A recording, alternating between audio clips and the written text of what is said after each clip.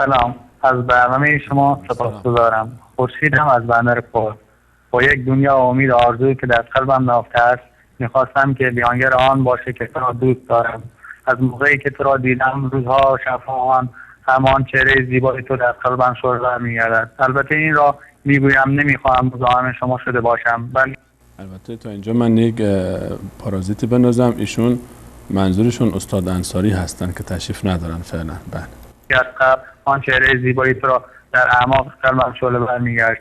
اگر آنچه را در اندیشه داشتم برایت مینوشتم کتاب‌ها میشد، ولی حال آن را خیلی معقدتر میگویم. دوست دارم. اگر تمام دنیا را با آن همه زیبایی‌اش به من میدادند، همه را به خاک پای تو فدا میکردم. آدم حسودی میکنه استاد انصاری وقتی که ماشاءالله انقدر مریدان و این سربازان مخلص رو پیدا میکنه. دیگه به هر حال فضل خداست، بر کی بخواد میده دیگه. آقای انصاری، از شما سپاسگزاریم که اینجوری مردم را هدایت میکنید و به راه راست نشان دادن به مردم را ما شما را ستایش میکنیم. از برنامه شما سپاسگزارم.